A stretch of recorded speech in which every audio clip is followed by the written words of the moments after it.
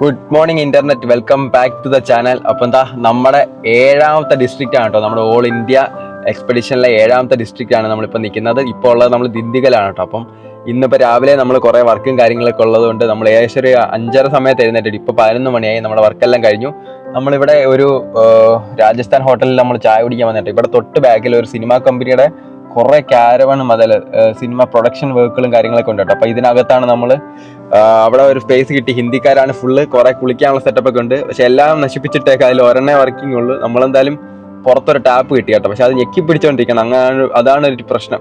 അങ്ങനെ അവിടെ നമ്മൾ കുളിച്ച് ഫുൾ സെറ്റ് ചെയ്ത് രാവിലെ നമ്മളിതാ അടുത്ത നമ്മുടെ ഡിസ്ട്രിക്റ്റ് പിടിക്കാനുള്ള നമ്മൾ പരിപാടി. അപ്പം നമ്മളങ്ങനെ 7 ജില്ല കവർ ചെയ്ത് കേട്ടോ തമിഴ്നാട്ടിൽ. ഇനി ഏകദേശം 31 ജില്ലകളോളം ഉണ്ട്. നമ്മുടെ വണ്ടിയിൽ ഇതാ 49% ബാറ്ററി ഉണ്ട് കേട്ടോ. നമ്മൾ നിർത്തിയിട്ടേക്കുവാണ്. ഇതാ 350 Wh/km മാക്സിമത്തിലാണ് കിടക്കുന്നത് കേട്ടോ. അത് റീസെറ്റ് ചെയ്തേക്കുന്നതുകൊണ്ടാണ്. അപ്പം നമ്മൾ ഇവിടുന്ന് നമ്മൾ നേരെ പോകുന്നത് നമ്മുടെ വണ്ടി ഒന്ന് ചാർജ് ചെയ്യണം. അപ്പം നമുക്ക് ഏകദേശം ഒരു 80% ഫാസ്റ്റ് ചാർജിങ്ങിൽ നമ്മൾ 80% ചെയ്യുന്നു. അത് കഴിഞ്ഞിട്ട് നമ്മൾ നേരെ ദിണ്ടിഗൽ റോക്ക് ഫോർട്ടിലോട്ട് പോവാണ്. അപ്പോൾ ഇന്നത്തെ നമ്മുടെ കാഴ്ച അവിടുന്ന് റോക്ക് ഫോർട്ട്, അവിടുന്ന് നമ്മൾ നേരെ തേനി നേരെ മധുര. ഏകദേശം 9 ജില്ല ഇന്ന് കവർ ചെയ്ത് തീർക്കാനുള്ള പരിപാടി. സമയം ഇപ്പോൾ ഏകദേശം 11 മണിയായി. നമ്മൾ ചെക്കൻ രാവിലെ പാലൊക്കെ കുടിച്ചിട്ട് ഉറങ്ങുക. രാവിലെ എന്ന് വെച്ചാൽ ഏകദേശം 7 മണി 8 മണിക്കെങ്ങാണ്ടാ കേട്ടോ. നമ്മളിപ്പോൾ 11 മണിയായി. നമ്മൾ കുറേ എഡിറ്റിങ് കാര്യങ്ങളെല്ലാം ചെയ്യാണ്ടായിരുന്നു.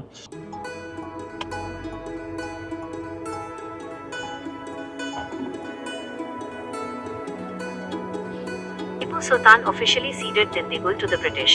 It became the first region in the Madurai district to fall under English rule. നമ്മുടെ മുന്നിൽ കാണുന്നതാണ് കേട്ടോ നമ്മുടെ ദിണ്ടിഗൽ റോക്ക് ഫോർട്ട്. 250 അടി ഉയരത്തിലുള്ള ഒരു പാറയുടെ മുകളിലാണ് ഈ ഫോർട്ട് സ്ഥിതി ചെയ്യുന്നത്. 16ാം നൂറ്റാണ്ടിൽ ഇവിടുത്തെ നായക്കർ ഡൈനാസ്റ്റി ആണ് കേട്ടോ ഈ ഒരു ഫോർട്ട് നിർമ്മിച്ചത്. അതിനുശേഷം കുറേ അധികം ചരിത്രമുണ്ട് ഈ ഫോർട്ടിന്. അതായത് 17ാം നൂറ്റാണ്ടിൽ ഹൈദർ അലി, അതായത് ടിപ്പു സുൽത്താൻ്റെ പിതാവായ ഹൈദർ അലിയാണ് ഇവിടുത്തെ ഗവർണറായിട്ട് നിയമിക്കുകയും അങ്ങനെ പുള്ളിക്കാരൻ ഈ ഫോർട്ടിനെ വീണ്ടും ഡബിൾ വാള് വെച്ച് നമ്മൾ സ്ട്രെങ്തൻ ചെയ്തത്. അപ്പോൾ കർണാട്ടിക് വാർസിൻ്റെ സമയത്ത് ബ്രിട്ടീഷുകാർക്കെതിരെ ഒരു ലോഞ്ചിങ് പാഡായിട്ടാണ് ഈ ഒരു ഫോർട്ട് അവർ ഉപയോഗിച്ചുകൊണ്ടിരുന്നത് ഹൈദർ അലിയുടെ സമയത്ത്.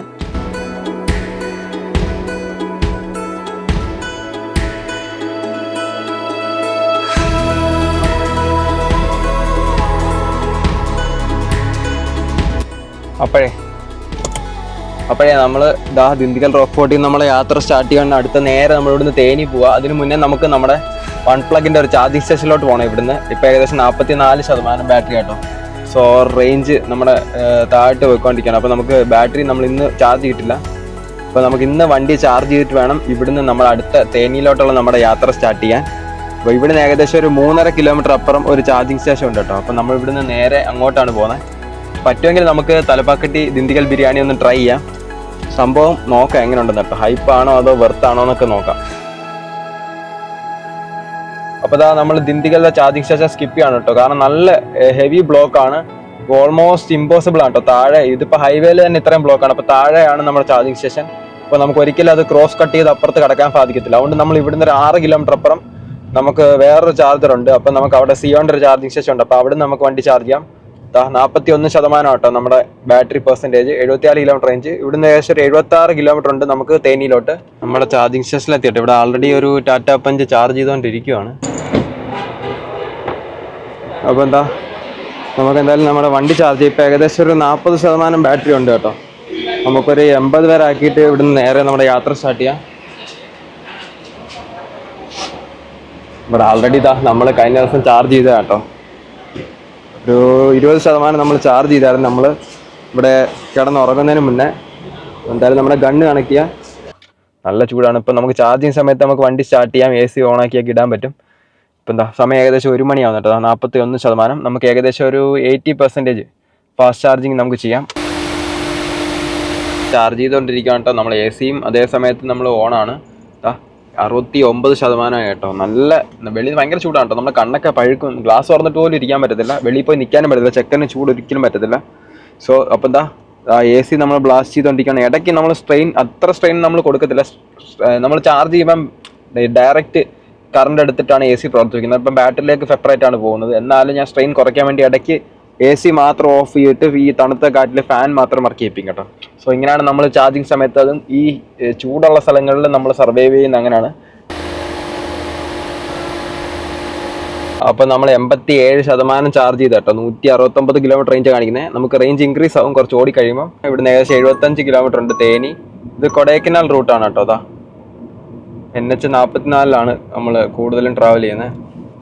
ഇത്രയും ചൂടായതുകൊണ്ടും മാത്രമല്ല നമ്മൾ ഫുൾ ടൈം നമ്മുടെ വണ്ടി റണ്ണിങ്ങിലായതുകൊണ്ട് നമ്മൾ മാക്സിമം നമ്മൾ എനർജി കൺസപ്ഷൻ ചെയ്യാൻ വേണ്ടിയിട്ട് മാത്രമല്ല, നമ്മുടെ ഡിവൈസിനെ സേവ് ചെയ്യാൻ വേണ്ടിയിട്ട് നമ്മൾ DRലും കാര്യങ്ങളൊക്കെ ഓഫ് ചെയ്തൊക്കെ നമുക്ക് സിസ്റ്റത്തിൽ പോയി DRലൊക്കെ ഓഫ് ചെയ്യാം. അതേപോലെ ഈ ഒരു മിറർ നമുക്ക് നൈറ്റ് വിഷൻ, ഈ മിറർ ഇപ്പം പകൽ നമുക്ക് ഓൺ ആക്കിയിട്ടുണ്ട് ആവശ്യമില്ല. അപ്പോൾ ഈ ബട്ടണിൽ ഞെക്കിയാൽ നിങ്ങൾക്ക് ഇത് ഓഫ് ചെയ്യാൻ പറ്റും. അങ്ങനെ നമ്മൾ കുറച്ച് ചേഞ്ചസും കാര്യങ്ങളൊക്കെ നമ്മൾ കുറച്ച് ഹാക്സ് എന്ന് വേണമെങ്കിൽ പറയാം നമ്മൾ ഫോളോ ചെയ്യാറുണ്ട്. നാക്കൊക്കെ പുറത്തിട്ടാണ് കിടന്നുറങ്ങുന്നത്. കാരണം അവന് ചൂട് സഹിക്കാൻ പറ്റത്തില്ല. നമ്മൾ അഡ്ജസ്റ്റ് ചെയ്താൽ അവൻ ഒരിക്കലും അഡ്ജസ്റ്റ് ചെയ്യാൻ പറ്റത്തില്ല. പാവം ഉറങ്ങുക കേട്ടോ. നമുക്ക് ഇനി ഫുഡ് കഴിക്കാനുള്ള സെറ്റപ്പ് എവിടെയെങ്കിലും നോക്കണം.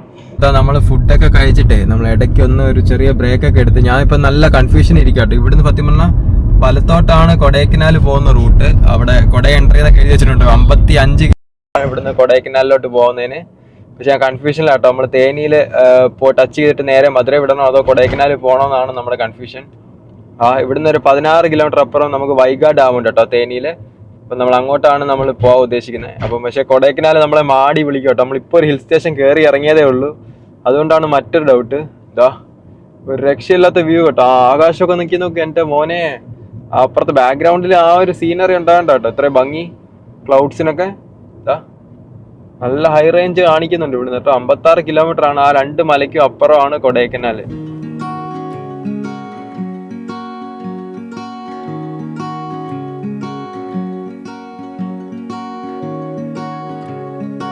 കാണുന്നതൊക്കെ വൈഗ ഡാമിന്റെ ഗസ്റ്റ് ഹൗസ് ആണ് കേട്ടോ. അടിപൊളി.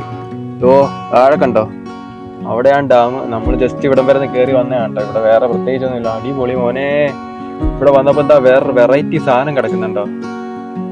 അത് കണ്ടോ, പണ്ട് നമ്മളെ മലയാളത്തിലെ മൂവീസിലൊക്കെ കണ്ടുവരുന്ന വളരെ പഴക്കം ചെന്ന ഒരു ലോറി കേട്ടോ. അത് ഗവൺമെന്റ് ആണെന്ന് തോന്നുന്നു, തമിഴ്നാട്. അതുകൊണ്ട് MDU 4994 കേട്ടോ. അടിപൊളി പഴയ ലോറി കേട്ടോ. മെർസിഡീസ് ബെൻസിന്റെ കേട്ടോ. അടിപൊളി സാധനം. അതവിടെ പ്രൊട്ടക്ട് ചെയ്ത് വെച്ചേക്കുവാന്ന് തോന്നുന്നു. ഗവൺമെന്റിന്റെ തന്നെ തോന്നുന്നു കേട്ടോ. അടിപൊളിതാ. ഈ കാണുന്നതൊക്കെ വൈഗാ ഡാമിന്റെ ഗസ്റ്റ് ഹൗസ് ആണ് കേട്ടോ.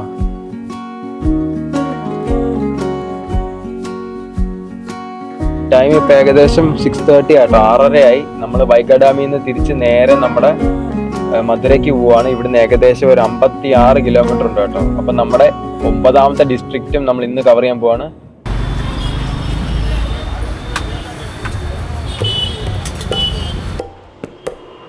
അമ്പത് കാണുക.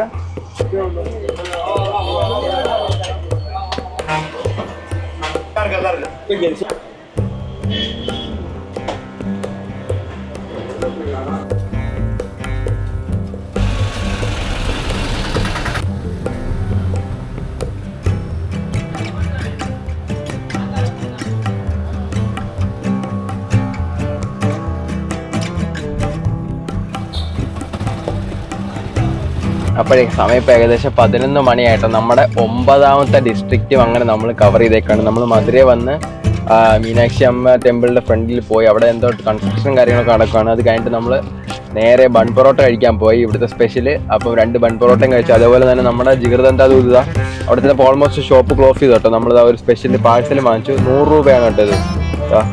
ഒരു ബോട്ടിൽ. നിനക്കും തരാം. ചെക്കനും കൊടുക്കാൻ വേണ്ട കേട്ടോ. മോന് തരാം. വെയിറ്റ്. സോ അപ്പോൾ എന്താ, അതായിരുന്നു നമ്മുടെ മധുരയിലെ വിശേഷങ്ങൾ. നമുക്കും കഴിയാൻ കുറച്ച് ചെറുക്കനും കൊടുക്കാം. അപ്പോൾ ഇതാണ് കേട്ടോ ഐറ്റം. എനിക്ക് വെയിറ്റ് ചെയ്തിട്ട്